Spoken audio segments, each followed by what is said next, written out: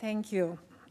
Thank you for this moving video, and welcome. Welcome to everybody here, colleagues, friends, graduates. It gives me great pleasure that we are here and we can celebrate 50 years of continued prison education program by Boston University. It is a great milestone. You will hear more about the history, successes, challenges that the program is facing in the next 2 hours. And I look forward to hearing your thoughts and ideas about its future. But first, it's my privilege and honor to introduce the president at Interim of Boston University, Professor Kenneth Freeman. President Freeman came to Boston University after a distinguished career in business. He served in executive roles in Corning Incorporated, Quest Diagnostics, and Colbert Kravitz Roberts & Co. He earned his MBA with distinction from Harvard Business School, his bachelor's from Bucknell University. Twice in 2010 and in 2013, he was recognized by Harvard Business Review as one of the 100 best performing CEOs in the world. Note, it's in the world, not in the country. In 2010, President Freeman joined Boston University as Alan Questrom Professor and Dean of the Questrom School of Business, and served in that role for 8 years. I vividly remember the first year of his deanship. In a quick succession, he formulated a vision statement for the school. It was clear, short, and memorable. Placed ethics front and center in management curriculum and research. Moved out of the secluded, secretive, stuffy dean's office to a small first-floor office with open door and a large internal window, invitingly visible to students, faculty, and staff. And they did stop by. Rebranded the school to project a consistent message of its values. The color scheme was also beautiful. As dean, he oversaw the transformation of Questrom's undergraduate and MBA curricula, focused them on the areas that are especially impacting today's economy: health and life sciences, digital technology, sustainability, and social enterprise. Following his service as dean, President Freeman developed and taught MBA courses in crisis leadership and managing corporate turnarounds, served as interim vice president for human resources, and helped recruit a permanent replacement. Served as interim vice president and associate provost for online programs at scale, and in this capacity, led BU's effort of establishing a new online program unit, BU Virtual, that supports the development of online program across BU schools and colleges. Here again, he led the successful national search for a permanent vice president and associate provost for BU Virtual. I challenge you to name 3 people that you know who have replaced themselves successfully. This year, he has been leading the university through a presidential transition that, despite unusually challenging circumstances, both domestically, internationally, tension, division, emotions, and still, it is one of the smoothest transitions I have witnessed in my over 40 years in academia. Please join me in welcoming President at Interim, Kenneth Freeman.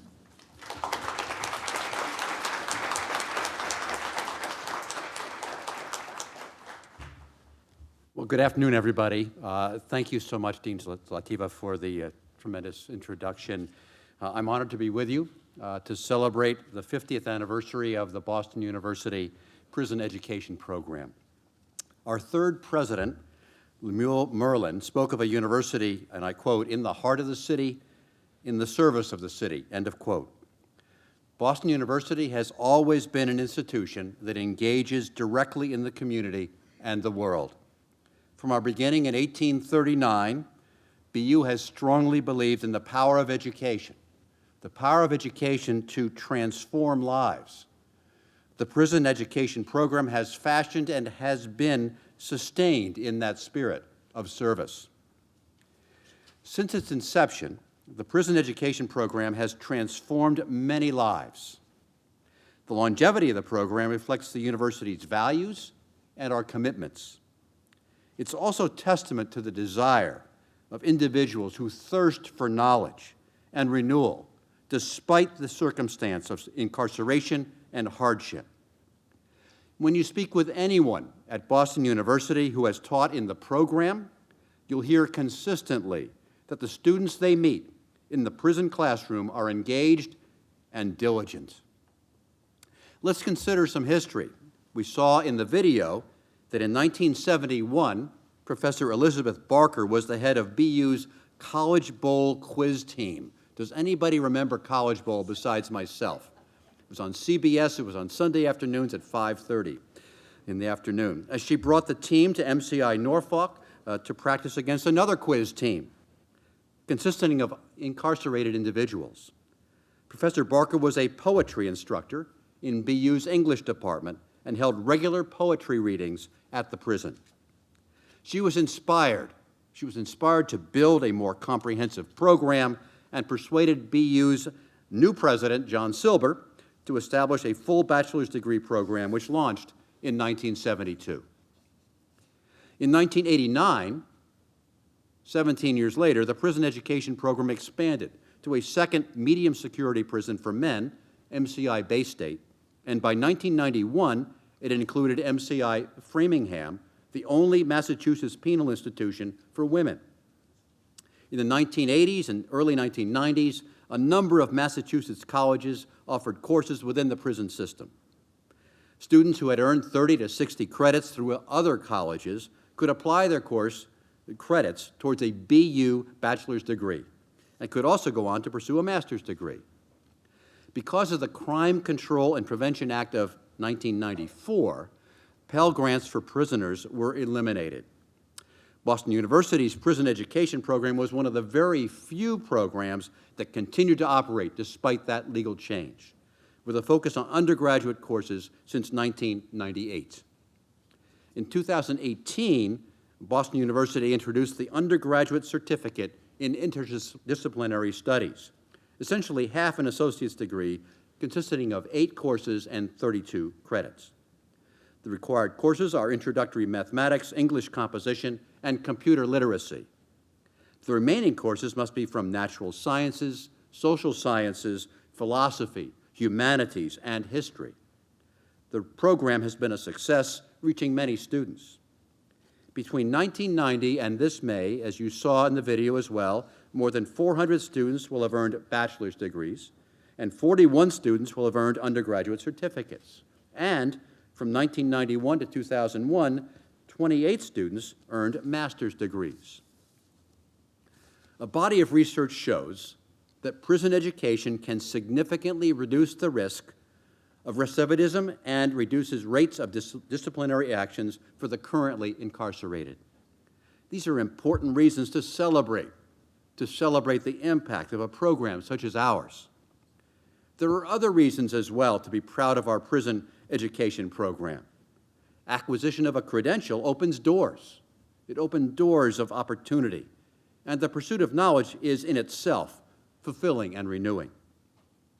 Dean Zlateva, across the entire Boston University, we are proud of the prison education program and particularly its impact on the lives of individuals. Thank you to everyone in Metropolitan College that has been part of the prison education program in the past and are dedicated to sustaining the program for years to come. For graduates who are in the room with us, we particularly applaud you for all you have learned and all you are doing as you move forward with your lives. Thank you so very much for the opportunity to be with you today, and congratulations on celebrating the 50th anniversary of the Prison Education Program.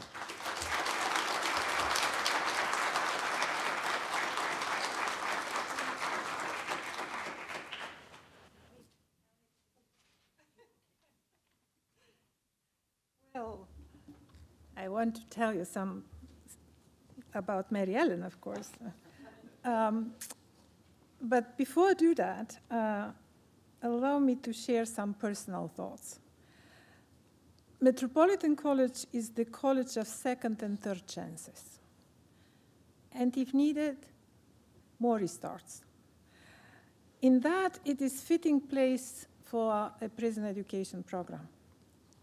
Statistics for usefulness of our education are plenty, they are unequivocal, they are important, but I also believe it is just as important for each of us as human beings to understand how difficult it is to rebuild a life after a grievous mistake, that it requires patience, that it is no smooth process, and that sometimes even the best intentions and support may not guarantee lasting success. Most of us seldom think about people in prison. Here, for the grace of God, go I, is tucked away in a seldom visited corner of our minds. We underestimate the imprint imprisonment leaves on people's minds and souls, and overestimate their ability to pick up their life where they left it off. I want to share a personal experience.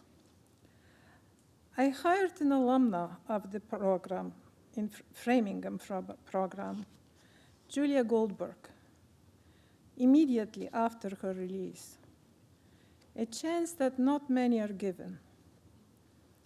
She started as my executive assistant, and I soon promoted her to program manager. She was intelligent, sparkled with energy, was fun to be with, and able to complete prodigious amount of work. For several years, all went beautifully. She gave lectures on prison life, counseled released inmates, became a database manager, bought a condo, cared for her ailing mother, found love again. And yet, eventually, it was not enough, and she lost the battle for a new life. I won't forget Julia. I won't forget how hard it is to rebuild after a catastrophe, and how sad it is to witness a human potential not fulfilled. For me, this creates the imperative to do better. I know that we can provide opportunities as the BU Prison Education Program has continuously done for 50 years. We can learn from our experiences, we can understand setbacks, and continue to care and support. I believe that it is upon us to do everything we can to help people who have stumbled and found themselves in prison and still are able to fulfill their promise. How successful we are in this endeavor is the measure of our own humanity. And now it is my pleasure to introduce Dr. Mary Ellen Mastrorilli, Director of the BU Prison Education Program. Dr. Mastrorilli joined Metropolitan College faculty in 2004 after more than 24 years working in the criminal justice system. She was recognized with the Professional Excellence Award of the Correctional Association of Massachusetts and the Breaking the Glass Ceiling Award from the National Center of Women in Policing. At Metropolitan College, Dr. Mastrorilli leveraged her industry experience in her academic work and became an impressive teacher and respected researcher. She earned her PhD in law policy and society from Northeastern University and participated in grant-supported research in the areas of prison education and criminal justice. She was promoted to associate professor of the practice, associate chair, and then chair of the Department of Applied Social Sciences. Mary Ellen was pivotal in redesigning and continually improving the MS in criminal justice and ensured the program is and remains today industry relevant and competitive. Our online program in criminal justice today remains in the top 4 nationwide for the 11th year in a row. She was also instrumental in the administration and broadening access to the prison education program. Today, the program has a growing number of students. 2 years ago, Mary Ellen announced her retirement, not necessarily the news I was looking for. Fortunately, we could convince her that the best retirement for her is to continue working as director of the prison education program she had nurtured over the years. Please join me in welcoming Mary Ellen Mastrorilli.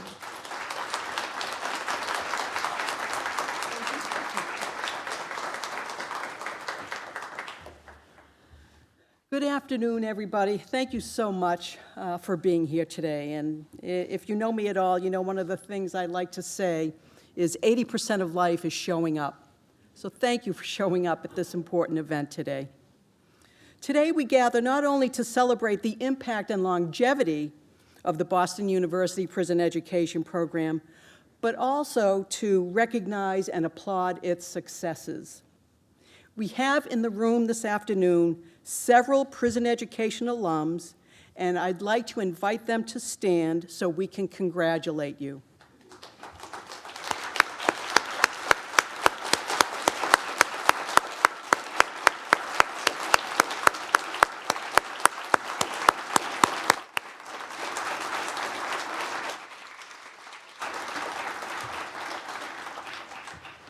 Prison education is about hope for a better self and hope for a better life.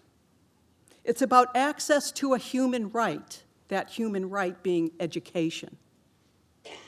It's about the belief in the idea that transformation unlocks human potential. And our keynote speaker personifies all of this. So without further delay, I introduce you to Dr. Noel Vest.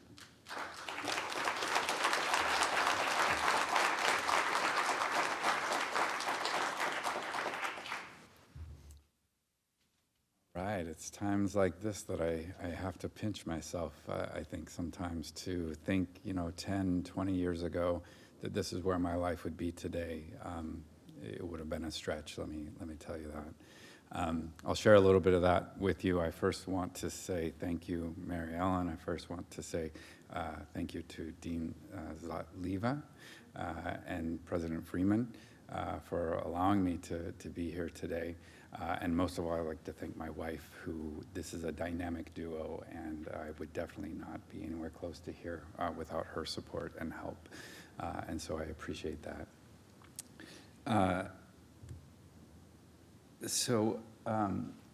I'm going to share a little bit about kind of my journey from the prison yard to higher education, but I'm going to start a little bit before that.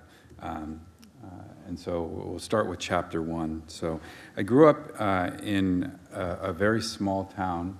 I shouldn't say very small town. I grew up in the town of Vancouver, Washington, which is basically a suburb of Portland, Oregon. So this is me in the very first day of first grade. This is me for school pictures in 8th grade. And then this is my senior picture.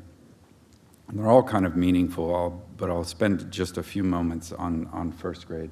So a couple of years after that first grade picture was taken, I was in third grade, and I was a very good student, I would say, in third grade. And I was a kid that learned his times tables in one day. I was always eager to learn something new, and I think the teacher noticed that. And so I was selected out of my third grade class to be a part of, or to test into what was known as the gifted program, right? And so this gifted program allowed students to, well, to me, it just meant that I went to another school, but I think more importantly, it meant, that I was a gifted student. And so I tested to get into the gifted program, but I did not get into the gifted program. And so I think that my little third grade brain, I think, internalized that as I'm not one of the smart kids. And so I kept that thought process really for the next 25 years of my life. And I lived up to that expectation of not being one of the smart kids. It wasn't until 25 years later, when I was a part of a prison education program, that I actually learned that there was so much more to doing well in school, motivation, and some things that I had just not really internalized. I was 3 years old. And so the senior picture is a little bit meaningful as well, because I was in wrestling when I was in high school or in junior high as a kid. And so I think that really kind of kept me, I wouldn't say on the straight and narrow path, but I definitely think that it was a protective factor. Let me just say that. It was very much a protective factor in that I didn't really use drugs or alcohol in junior high and high school. But that senior, the day I graduated, I'll never forget it. I went to a party at a little beach by where I lived called Dentler Park, and really drank and used drugs to excess. And it's when I look back at like small points in my life or little catalysts in my life, I think really that was kind of the beginning of a pattern where I didn't ever drink or use drugs to like mingle with people or have a good time. I used them to really to excess. Every time that I used them, I didn't really see any other reason to use them. I definitely wasn't a person that liked to go wine tasting or anything like that. I was definitely someone that just liked to use to excess. And for a while that was okay. I think that I think for the next 3 or 4 or 5 years of my life, I handled things pretty well. But there were 2 kind of life events, and I'm going to show these life events to you, and you're going to be like, oh my gosh, how can that possibly be a life event that would lead to an addictive lifestyle or someone that struggles with addiction? But these were the 2 catalysts, because up until this time I felt that, or I really feel that I had kind of used drugs and alcohol very similar to all of my friends.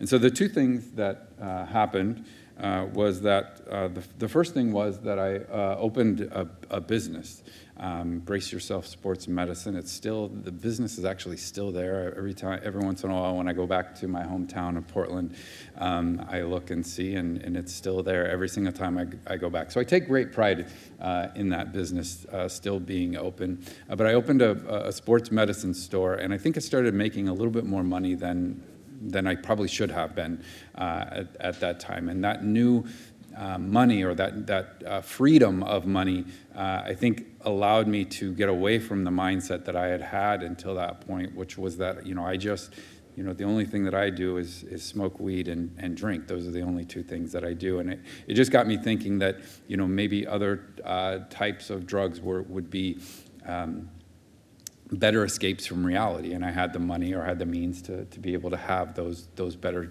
escapes from reality. Not that I was not that I was really at all ready to use those substances, but I think it just planted this seed that if the time arose, that I was giving myself permission to do it because I was now making more money. The other thing that happened was I had a daughter. So I had a daughter with my high school sweetheart, and you know, again, one of those things that you would think, you know, oh my gosh, this is just a great milestone in someone's life. And while it was an incredible milestone, and I, you know, love my daughter dearly, you know, it was something that I guess kind of came along with that, which was, you know, my daughter's mom and I had been really high school sweethearts, and really right after my daughter was born, the ultimatum came, like, we need to either be moving this direction in life or we need to be moving this direction in life. So basically more towards getting married and those kinds of things, or more towards breaking up and I move on and that type of crossroads. And, you know, again, it's only in hindsight that I can look back and see that, you know, it was probably the early phases of addiction that led me to choose the direction of not wanting to. I saw it as a threat, and again, I can't like put into. But I saw that wanting to be married as a threat to my relationship with drugs and alcohol. And again, this was probably a subliminal threat. It wasn't anything that was, you know, truly threatening to me. But my brain assumed that it was this threat to my relationship with drugs and alcohol. And so I just want to show this picture because this is the face of addiction. This was me in the middle of a methamphetamine addiction on my way to Disneyland. And so, you know, I think that a lot of times we think that, you know, we only assume that addiction happens in places like the Tenderloin in San Francisco or or Mass and Cass here. You know, addiction is, you know, happens all around us in life. And so I won't spend a whole lot of time on this kind of the downward spiral of addiction, but those two things kind of led to that breakup and my daughter's mom, you know, really being engaged to be married to someone else within the next 5 months, and just that emotional turmoil and not being able to handle that emotional turmoil really led to that downward that downward spiral. I had a very scary situation with my daughter. I had went to pick her up and was on my way home and had, you know, again had probably been up for a few days, and I remember getting to the intersection, but I don't remember much past getting to the intersection. I just remember the next few minutes, a tap on the window, or more like a pound on that window, on my side window, and it was someone yelling at me, telling me that I had been in the middle of an intersection for the last 10 minutes, and my daughter was screaming next to me. And so, you know, I knew at that point something was wrong, and I think that I'm very, very thankful that I had the wherewithal and at least the insight to know that it probably wasn't a very good idea for me to have my daughter for weekends at a time. And so I remember taking and dropping Braylon off at her mom's house, and just, you know, saying, hey, this is probably not a good idea for me to have Braylon for a while, fully with the full intention that I probably thought at that time that I was going to go to treatment, or that was the thought that I had.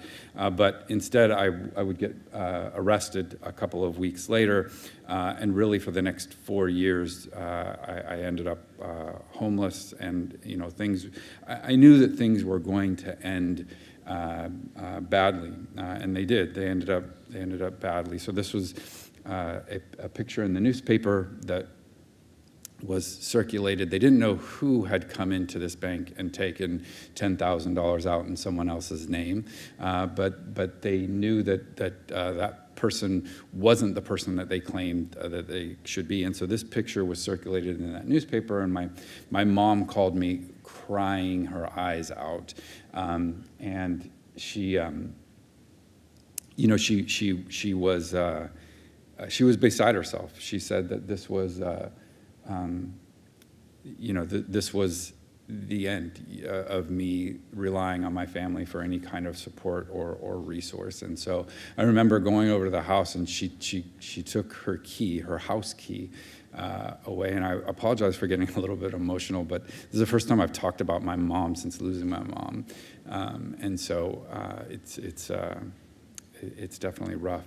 But she took that key, and I knew when I walked out of that door, she said to me, you're never allowed back in our house until you're sober. And again, one of those moments you would think, oh my gosh, I'm going to treatment immediately, but that just wasn't what ended up happening. And so it didn't take very long for them to figure out who it was. My mom had turned me in.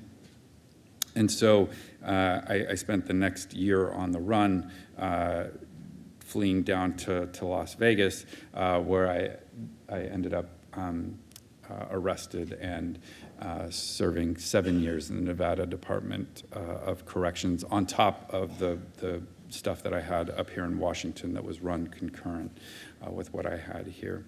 I think that for most people in prison, I know that those videos were really, really heart-wrenching. I don't, for myself, I will say that, I don't think that the experience of prison was,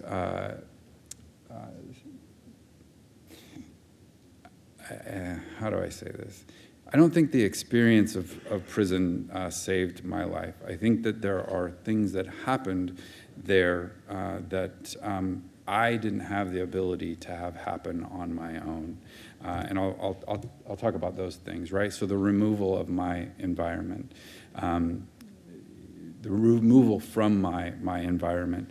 I think also, anytime you're talking about addiction, it's time. You need time away from those substances so the cobwebs can clear. You have these neurotransmitters in your brain that have had these pathways that have been ingrained for so long that they just take time to heal, and so that's what that allowed for. And then I'm very, very thankful for a couple of different things, the college and prison program, but I think more so the mutual help meetings that really kind of got me, both AA and NA, that really kind of got me talking with other people that were also trying to find a life of recovery. It just allowed for this period of self-reflection that I don't know that I had the ability to get to when I was on the streets. And then replacement of reinforcers, right? I became became enthralled with playing chess and became enthralled with working out and those kinds of things. And so all of those, reinforcers that drugs kind of gave me for a long time, I was able to replace those with, I think, healthy reinforcers of daily enjoyment. But it took time. It took, 3 or 4 years for those pathways to heal. And so for that, I'm very, very thankful.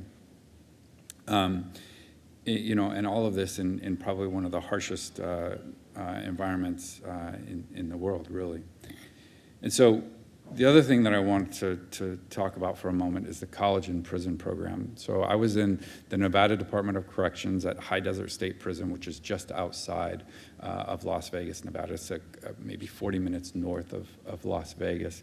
And they had gotten a grant. This was in 2002, 2003, 2004, somewhere in that range. And again, the 1994 crime bill had wiped out Pell Grants from all of these schools. But they had gotten a state grant to be able to offer college classes through the College of Southern Nevada.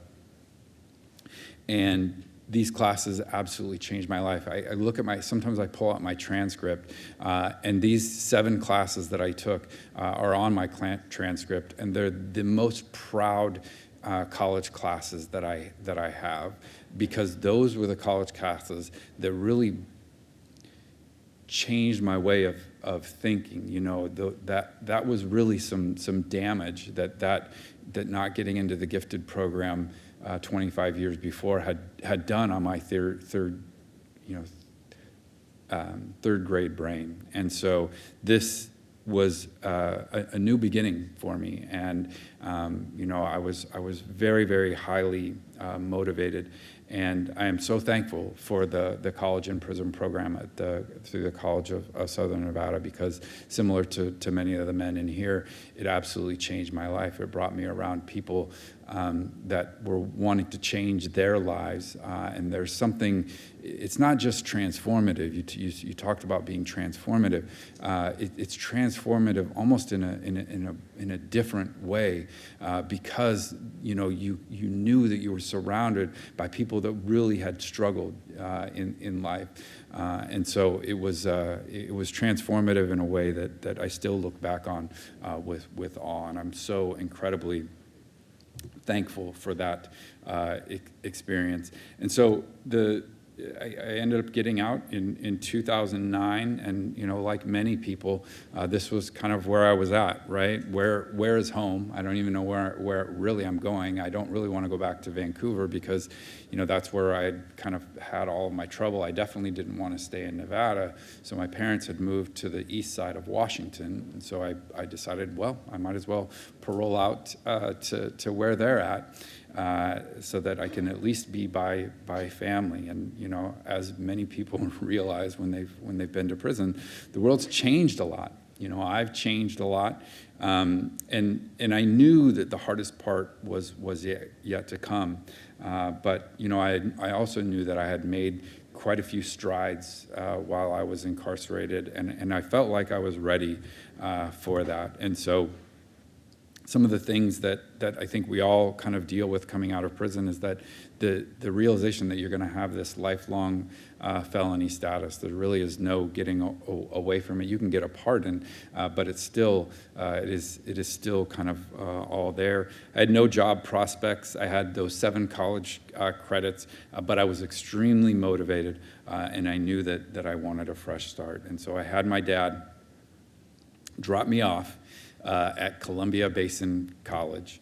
And so this was the local community college. This was one day after I had gotten out of prison, and I told him, do not come back and pick me up until I have signed up for college. Just don't even bother coming back to get me until I've signed up for college, because I knew how important this was for me to be able to change my life. One thing that I'll note is that, and this became, I'm not going to get into it today, but it became very, very important to me later kind of in my journey. But I didn't see a criminal history box on that college application at Columbia Basin. And obviously that went a long ways. I was ready for it, and I was ready to explain some of those things, but just the relief of not having to do that on that college application, that very first one or that very first application that I saw, it was like a weight off of my shoulders, and I felt like I was going to be accepted. And so, I started community college. The only career that I had heard of for people that were coming out of prison was to be a substance use disorder counselor, and so that was my goal. I now had a goal, and I had a mission, and in the very first day of class, I'm so thankful. I met my wonderful wife, and who knew that we would be together so many years later. So I know that we have a lot of educators and clinicians and researchers and mentors in this room. This statement to me by a teacher that I had, a professor that I had early on in community college, absolutely changed my life. She planted this seed that I could possibly go. I didn't even know what grad school was. I knew people had master's degrees. I knew people had doctorates and PhDs, but I had no idea what really grad school was. But she said in that moment, I had gone to her office after class.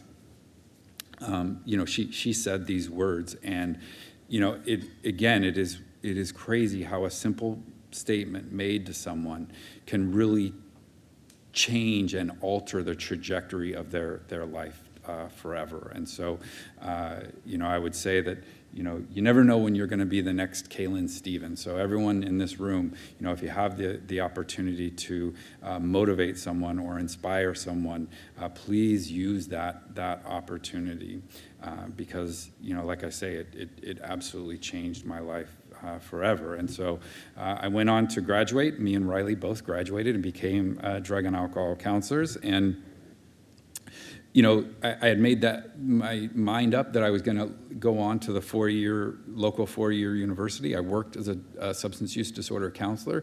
Almost as quickly as I was hired as a substance use disorder counselor, I realized I did not want to be a substance use disorder counselor pretty much immediately. And so the great thing is I was already at the local four-year university, the WSU Tri-Cities campus, and I was introduced to who would become my mentor, my grad school mentor, actually, Dr. Sarah Trigresser, and she invited me to be a part of her lab. She was also in recovery, and so it was a really, really wonderful experience. And she also convinced me to apply to grad school, which I did.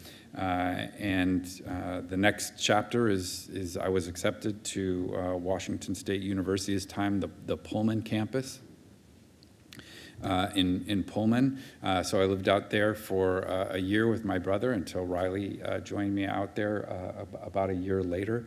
And so for the next 4 years, Riley and I lived there, and I went through the trials and tribulations of earning my PhD. Along the way, I think one thing that prison education has always been incredibly important to me. My recovery has always been really, really important to me as well. And so, one thing that I'm very, very proud of was starting a collegiate recovery program while I was at Washington State University, because I know that.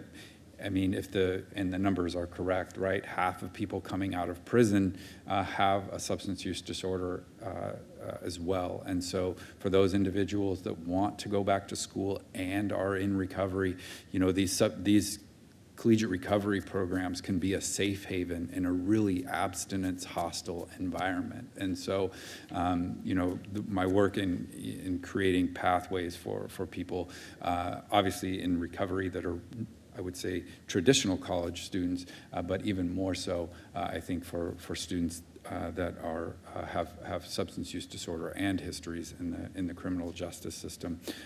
That's always been really, really important to the work that I do as well.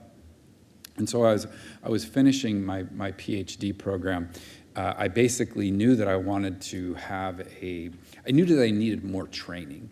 I was decent in stats, but I knew that, to really get the job that I wanted or the job that I felt that was going to be good for me, I knew that I needed more training. And so I looked on NIDA's website and I applied to every single T32 postdoc I could possibly apply to. And one of those was the postdoc program at Stanford University. And again, I won't go into the details of everything, but was offered a postdoc position working with Keith Humphreys and Sean Mackey at Stanford University in the School of Medicine, which was at the time and still today an absolutely dream come true, working with really the person that kind of wrote the book on research around mutual help meetings, and it just was a really great fit. And so Riley and I moved to Palo Alto for 4 years, and we really enjoyed our time there. And so I want to just kind of change gears for just a second here and talk a little bit about some of the research that I've done. And so each one of these papers, this is a socio-ecological model of collegiate recovery programs. This paper is talking about youth that are going into the prison system and understanding that, it's not just kind of the individual characteristics, but for many people, it's the social determinants of health or contextual issues that happen with people entering into prison. And then this paper heavily informed by my time in prison. This was written in the very, very early days of the COVID pandemic, well before much of the research kind of came out. But this really was able to kind of let the public know that these prisons were going to be hotbeds for COVID spread, and that we really needed to be very, very serious about creating interventions or decarcerating around COVID-19. And so, I think that we all bring our own perspectives into the work and the research that we do. I'm really, really happy that I get to bring my perspective along with me in a lot of the work that I do as well. And again, these are just 3 papers of many that I've written, but these kind of stand out. And so I think the other thing that it's allowed me to do is really kind of, find my voice, find things that are really, really important to me and that I'm very, very passionate about. And one of those things that I'm really passionate about is, now that I'm here at BU, is I'm very, very passionate about BU. And I made this statement, right? I said that I'd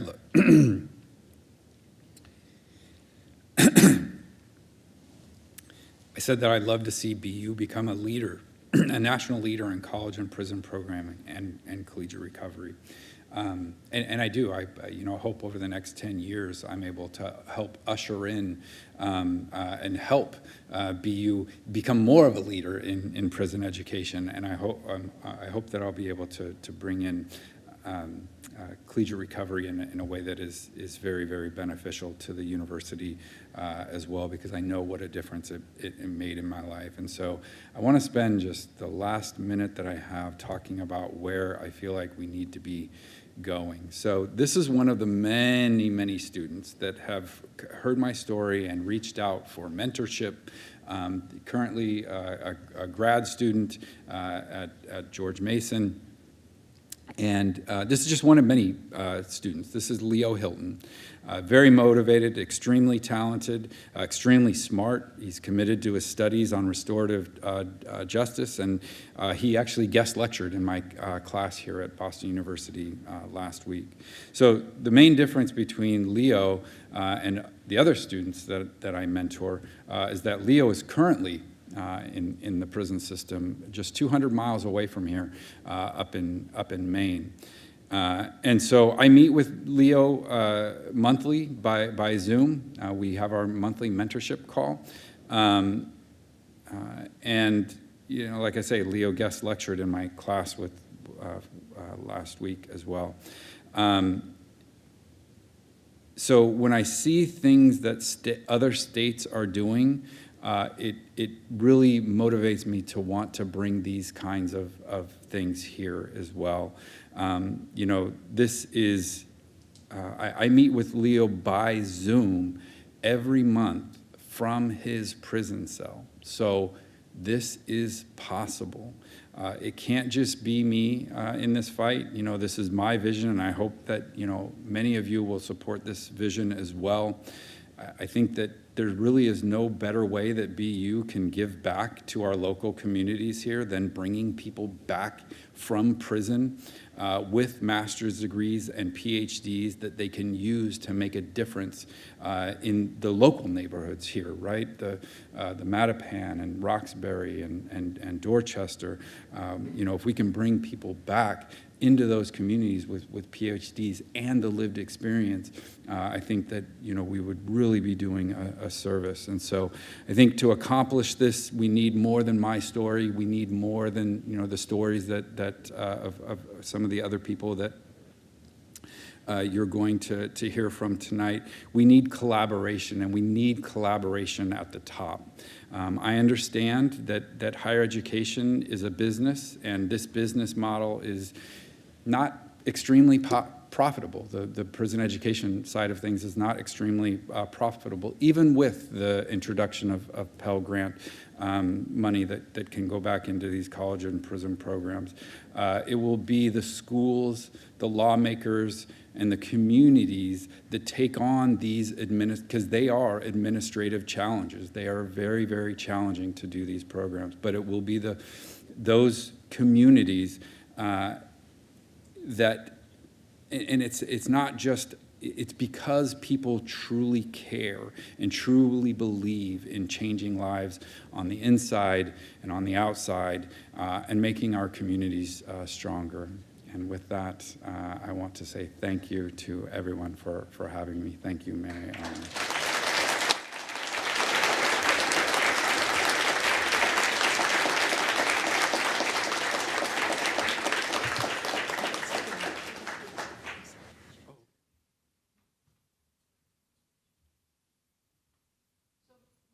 Has agreed to take a few questions from the audience. Jake and I are going to be running around with our little microphones.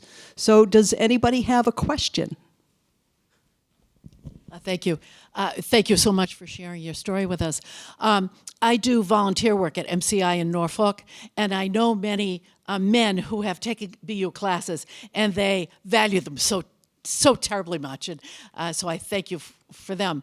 But what I understand is that BU used to offer a bachelor's program, and that it no longer offers a bachelor's. Now, am I misinformed about that? And my understanding is because of the loss of Pell Grant or funding that happened. So can you help me understand that better?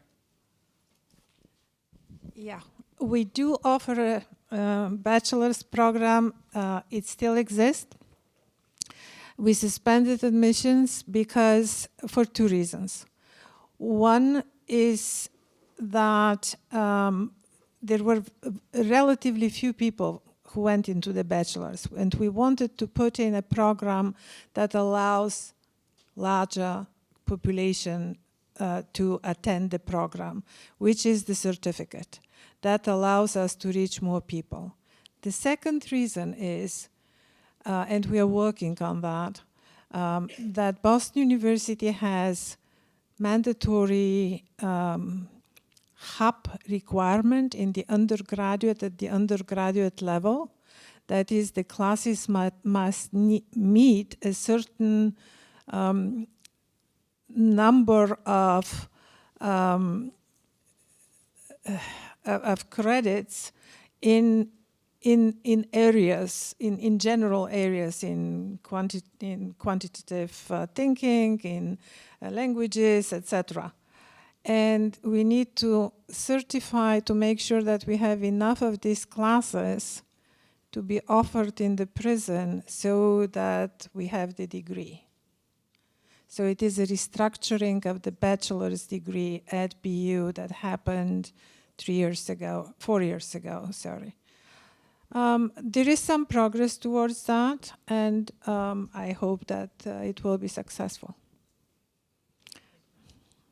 And I'll just definitely say too, you know, I've begun conversations with my dean, Dean Sandro Galeo, at the BU School of Public Health, and you know, I think that this is, like I say, this is just a dream that I have, you know, but I know that it's possible because I see other states doing it, and so, but it will take a lot of collaboration from, you know, leaders at the top to do this, and I think that even beyond the school, I think that you know, legislative help as well with this. So we'll get there, though.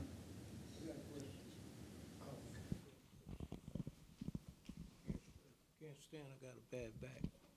First of all, I want to thank you for sharing, and I am one of the guys that Mount Baca taught at MCI Norfolk. And I like what you were saying, but what I'm understanding is that this is a beautiful program, but there are forces that want to curtail education in the prison system, organized, have established a tempo to resist turning people into hope as opposed to what they want them to be. So how have you dealt with that? I mean, it's everywhere. You know, you hear the correctional officers say, well, when they were closing the prisons here in the Commonwealth of Massachusetts, they were saying, well, what about law and order? What about law and order? I mean, you know, you're preparing people. I'm prepared now. I have a voice in the community. And my partner right here. He has a voice in the community because of this education opportunity that Boston. Now remember, you're celebrating 50 years. 50 years. 50 years. Will it take that long for people to understand that what you're doing is very important and needs to be done, and this opposition must cease? Thank you. No, I agree completely. I mean, we're up against a political landscape that is not, not the best. I would say. I think that Massachusetts has made great strides. I have experience in 2 other states, right? I was in grad school in Washington, and I grew up in Washington. And then I went to California, and I thought I would be able to bring all of that knowledge with me and make all of these changes. What I've realized actually is every state is completely different, and they face complexities that are completely different. I'm just learning the complexities by meeting with people like you and going inside Norfolk. I don't truly understand all of the contextual issues that apply here in Massachusetts. I just know what I see, or what I saw in Washington, what I saw in California, what I see here, and my experience mentoring Leo, and so I know what's possible, and so I know we can get there. I just, sometimes I don't know exactly how to get there, and it takes people. It takes a team of people. It can't just be, one person saying we need to do this. But I think the more that we can get the stories out about your experience and your experience and my experience, the more that we can have those be the norm out there in our communities, rather than some of the garbage that we see on the news around people that are formerly incarcerated. I think that helps.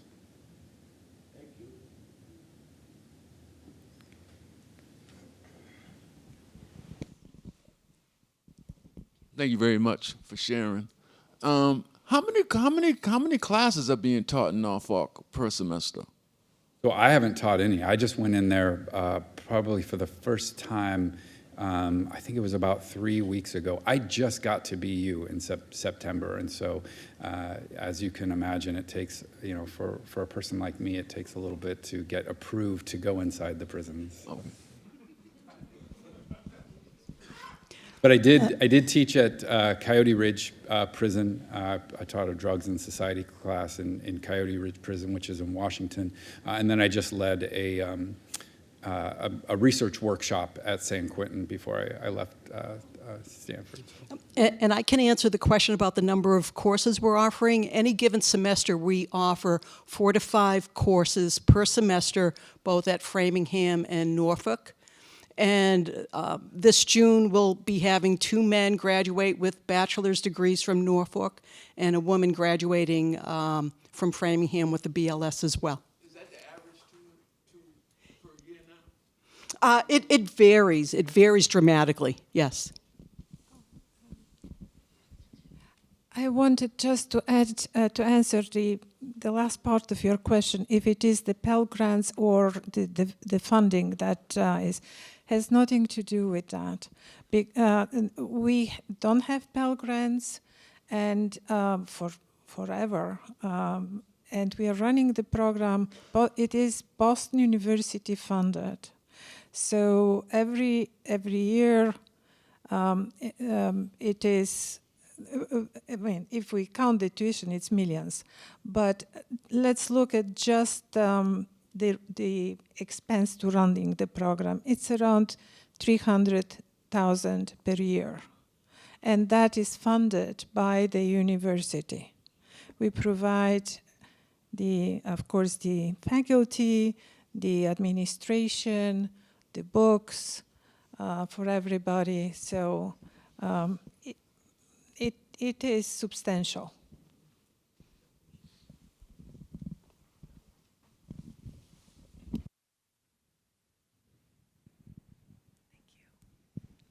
Hi, thank you for sharing today. I was wondering about your classes that you teach at BU. Do you teach undergrads, grads, and do you talk about this with your students? If you do, what does that look like in your classroom? And if you don't, why do you choose not to? Yeah, that's a wonderful question. So I teach drugs drug use in diverse populations here at BU. They are all masters and PhD and MD because I teach in the medical school, so I'm part of the School of Public Health, so I don't teach undergrads here. I have not shared the complete story of because I don't think that it really is. It's just one of those things that I just don't think is really necessary to bring up in that particular class. I think if the situation arises and there's some kind of contextual thing where I think that it adds value to the class, I'll definitely do that. But it hasn't happened yet here. But I will say when I taught, so I taught for 10 semesters when I was at Washington State University. And I definitely had it and I generally let people know at the end of class, or I talked about it when we had the section on addiction. We were talking about addiction, and they wanted to see how addiction maybe played out in someone's life. And so I would use my own example of that. But yeah, it's really contextual as far as whether it's important in that particular class or not. But I definitely don't lead with the information for sure. We'll take one more question, and then after Noel answers, then we'll take a break. Go ahead, Jake. Thank you.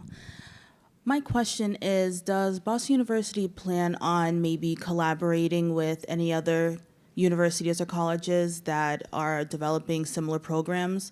I know that Roxbury Community College is starting a program, I believe it's geared towards women of color and helping with their re-entry into society and developing a curriculum and looking for additional funding. Also, when it comes to the funding, since there aren't grants, is there a place that people may be able to seek maybe, nonprofits that are helping to fund or different type of maybe scholarships that an inmate may be able to apply for? So I can. Yeah, Mary will answer the BU specific question, like BU specific. I'll talk kind of more national. Yeah, I'm really happy that BU is no longer the only game in town. For many, many years we were, and now we've got collaborative relationships with Emerson College, Tufts University, Boston College, Mount Wachusett. I heard recently Babson will be joining the prison education arena at MCI Framingham. I just last week had an awesome conversation with Rachel Rollins, who's running or hopes to run sort of a pathway program from prison education to RCC. So yeah, we're very excited about how the landscape looks right now, and there is tons of room for growth, but we have come so far in the past 5 years. Yeah, and I can definitely say, so I just came from the state of California. I lived there for 4 years, and they do a really great job of integrating the community college system into the college and prison programs, and most of them. And then they have great pathway programs as well, where they have underground scholars there, they have Project Rebound, and those are in all of the UC schools or the CSU schools. So all the state universities have these pathway programs where once you get your community college degree, you are automatically accepted into the UC system as part of that. And so, that's just one example. Obviously, things work completely different here in Massachusetts, but it's very, very important. Okay, I think we're all ready for a break. Let's take a 15-minute break, and we will then reconvene to ask some questions of our panelists this afternoon. Thank you. Thank you again. Welcome back, everyone. Hope you got a little bit of networking in. This is the panel portion of our program, and You know from the program the bios of our panelists, so there's no need for me to repeat that and introduce them. So I would like to start by asking a question to Sam Williams first, because Sam is one of the few people in the room who actually knew Elizabeth Barker for a number of years. And I'm hoping that Sam can tell us a little bit about his experiences of knowing the woman who started this program many, many years ago. Sam?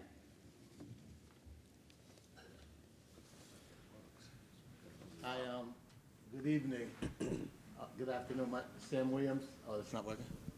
We'll figure it out for you. Yeah. Okay, put it there. It goes in there. Thank you. Professional is here.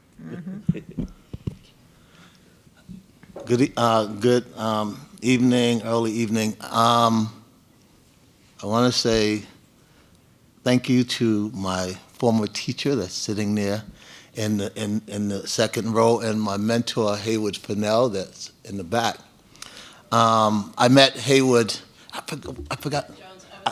Yeah, I met Haywood and Beth in MCI Norfolk, where I met Ms. Baca.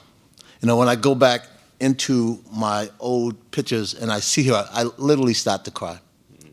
I start to cry because, you know, she was someone that didn't know me and didn't know what was possible in my life back then, but she remained committed to not only me, but the prison education program in Norfolk.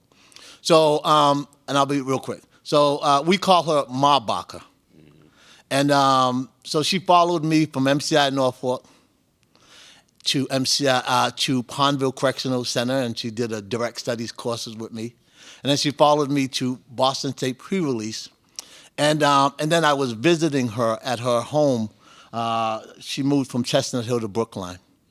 And then things didn't go so well, and I think her Alzheimer's accelerated. Beautiful, beautiful, caring woman. Couple of things about Ma Baca, if you remember her. Western civilization, she was a guru. And literally, she would not have a conversation with you if she didn't integrate Western civ. I think she smoked Pall Mall's long. Right? If anyone knows, and you spent time with her, and she like smoked, right? And she believed in us back then when, at least for me, I didn't believe in myself, and I couldn't see what the future was going to look like. I struggle when I hear these other colleges getting credit for the work that I know and many of us know that BU was doing way before they came on the scene. And I'm just one of many individuals who the program has benefited. And I came out and got my master's degree here from Met College. And you know, sky was the limit from there. But she was an amazing, amazing woman. She cared both about education, prison education, and was extremely committed. I would not be here if it wasn't for Beth, Ma Baca, Patricia Pecknick, and those instructors who came in, Paula Verde, that came in and really cared about us and seen some things in us back then that we couldn't see in ourselves. Thank you, Sam. You know, we've heard a lot, obviously, today about BU's prison education program, and BU's prison education program cannot exist without the partnership of the Massachusetts Department of Correction. And I am just so proud to say that BU PEP and DOC have a true collaborative partnership. So I'd like to direct my next question to my colleague, Mary Haynes, who is representing Mass DOC this afternoon. We originally had scheduled Carol Michi, but she retired last week. I might have hit Mega Millions, I'm not sure. But Mary, you know, what is driving this change in prison education? For too long, BU was the only game in town, and now we're not. So what do you think is behind that?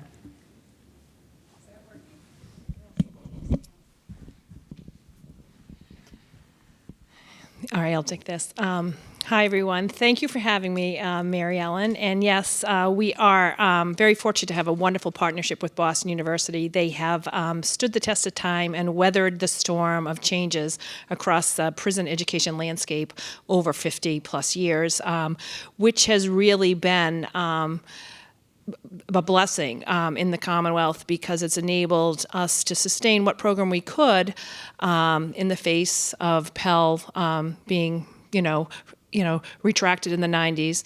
But we have seen a robust return of prison education, and I think it's because we're just fortunate to be in a state where there's a lot of like-minded people who are passionate about prison education. Obviously, the Second Chance Pell Pilot Program brought some community colleges to our doorsteps, as well as some self-funded programs. We currently have 8 college partners.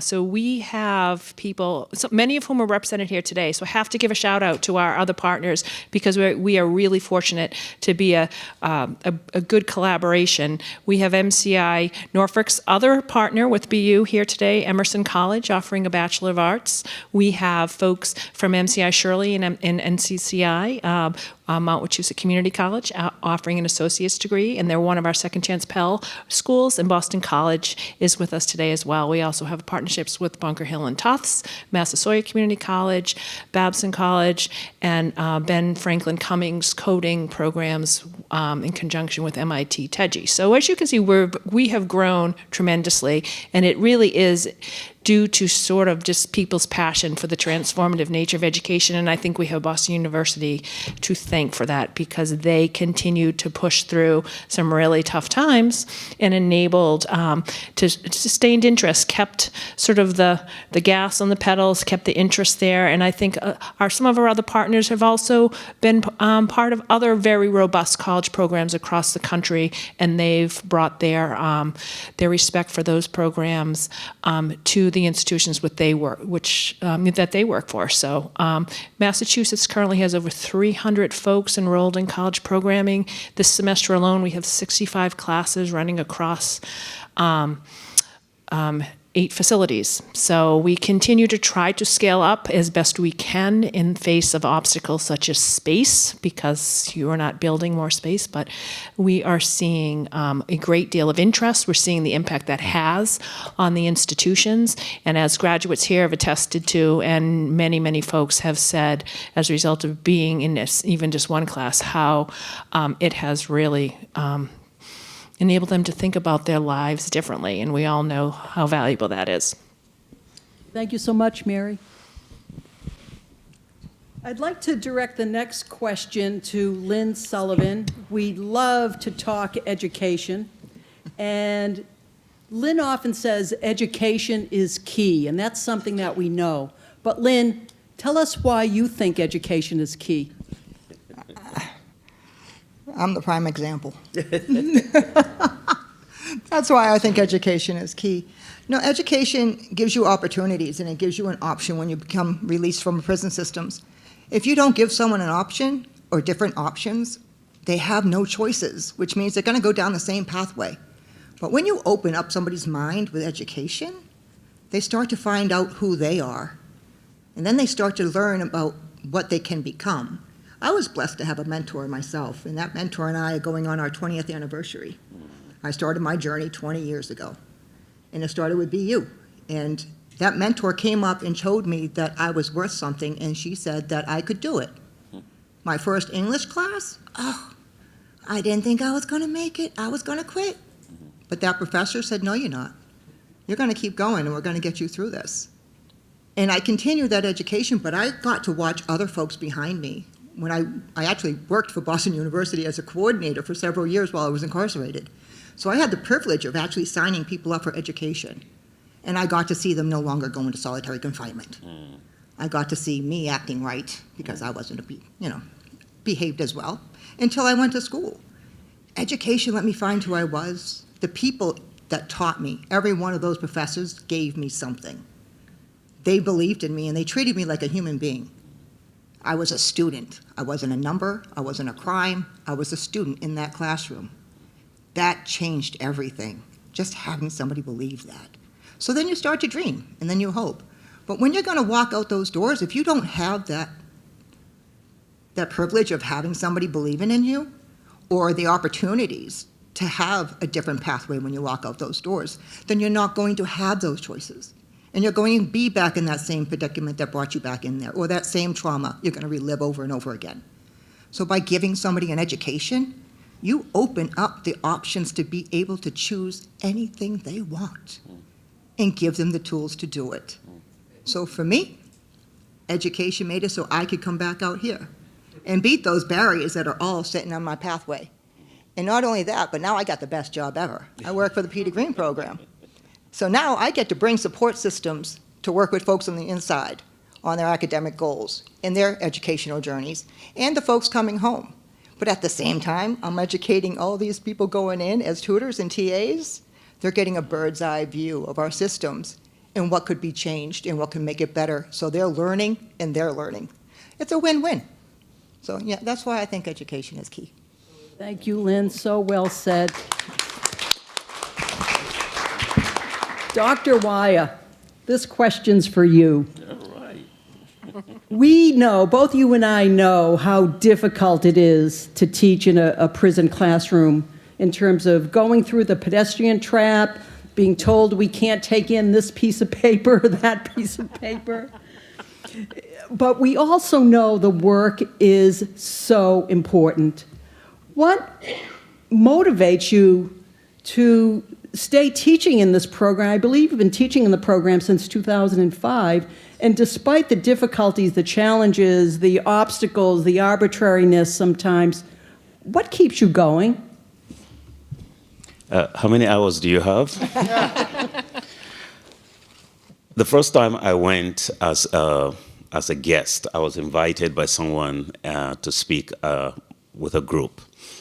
And the conversation led from there to BU and the prison education program, then run by Bob Cardigan. And so he signed me up. I was available. I said, sure, there's something I would like to do. And I recognized how passionate the students were about why they were there. It's not everyone that signs up for the class. Those who do, however, are determined in such a way that it will almost be a total shame to not match their determination and their commitment. And I know, talking about the arbitrariness sometimes of coming in, and my class is supposed to start at 1 o'clock. I am there. Sorry, Mary, this is your department. You know, I come in at 1, and you wait. It's 1:15. It's 1:30. My class is already going. And it's 1:45. Okay, you can come in now. And I'm like, no. Now it is better because I'm looking 2005, 2006, 2007. Oh my goodness! They'll keep you outside for as long as they chose. And every once in a while, I would have some conversations, and there were guards who were dissatisfied with the fact that these criminals are getting Boston University degree, and I can't even afford it myself. Why? And there's that anxiety. And I got moved by the reality that those who took the class were very unlikely to return to prison. Knowing fully well that recidivism is very high, that those who took the class were determined and they were going to change their lives. And I have seen so many of those changes as people reassessed their lives and their commitments and the things that were important to them and left the prison totally changed. And I am determined and convinced that if only one person is positively impacted, then it is worth all the hours I had to wait outside to be checked in, and how many times I couldn't bring Kleenex because, well, who knows what you have in that Kleenex, or how many times I had to wait because at the trap somebody had forgotten something and I had to get out and put it back in a locker and come out, and all the stories that you know.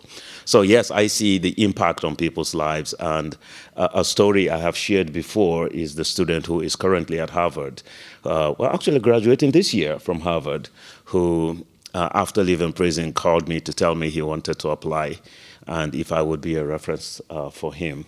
And just the beauty of that.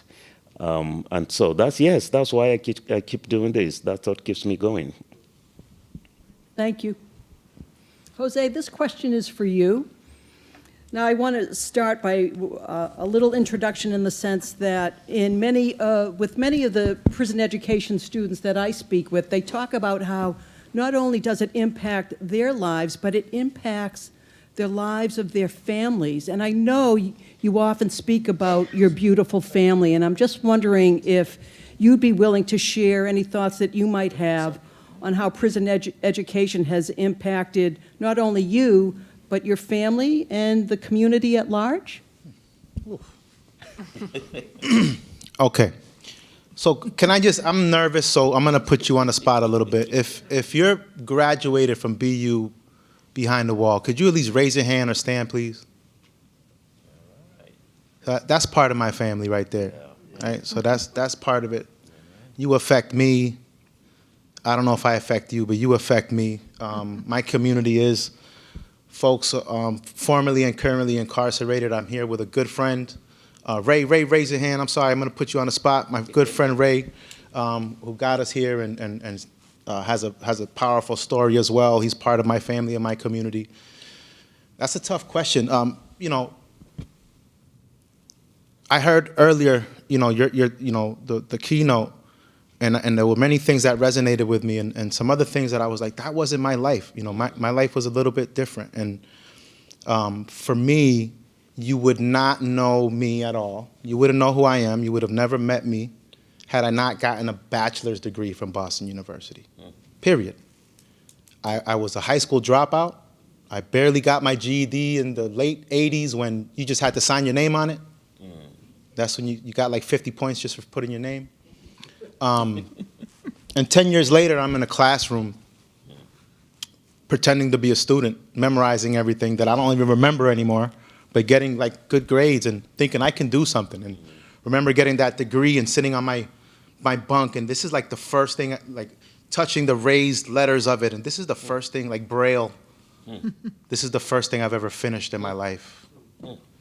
I knew years before that I wasn't coming back, but the bachelor's degree allowed me to like with a straight face, knock on doors. Like, yep, I'm formally back. There wasn't formally out in the next con. Here's this piece of paper. I'm great. Trust me. Summa cum laude, straight 8, 3.98 GPA, average. And the classes were rigorous. I don't know. I had Professor Dr. Waya, you were there at the time.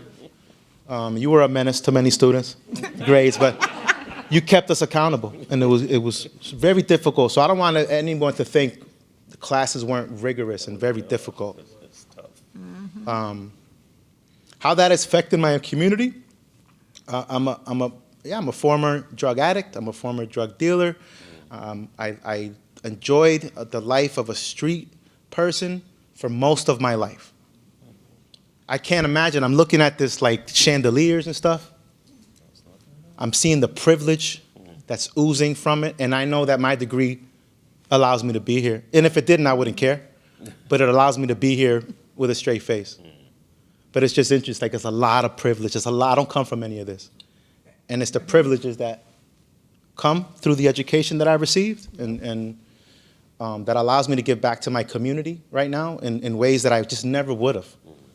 From many, I took often, now I give back. I'm a professor of criminal justice and restorative justice theory, University of St. Joseph. I know you may have seen that in my thing, right? And I work with schools all across Massachusetts to bring restorative practices, and we barely ever have technology that's working. Like, again, this is a privilege to be here, but I like to say, because of education, I'm not breaking into your cars. I'm not causing harm to your community. I'm a huge investment to you. I heard $3,000, $100,000 earlier. I want to say that's so small of an investment to keep somebody like me out. I wasn't an accident criminal. That was my life. That's what I was conformed to. And now I teach police officers and correctional officers and equity and other things. I would love to teach at BU one day. I would love that. It's easy to get into Norfolk if you want. There's restorative practices, what am I trying to say? Retreats about twice a week. And the DOC has been great about allowing folks formerly incarcerated to be exemplars to others. So, and I hope that continues. I'm sure it will. Michi was amazing at allowing thoughtfully folks to come in. So I could keep, it's like you said, how much time do you have? How have I think one of the things I think people forget, staying out of prison and the recidivism rate, when you don't recidivate, it's another crime that never was committed. So the investment of education is a public safety investment as well. So thank you, I'll say that. Thank you, Jose. I couldn't have asked for a more articulate end to this program. It is now 5 o'clock, and thank you for being here. Thank you for your support. Let's keep it going, and I look forward to doing some socializing and networking now that the program has officially ended. I haven't had an opportunity to do any of that so far, and I cannot wait to do that. So thank you very much, everyone.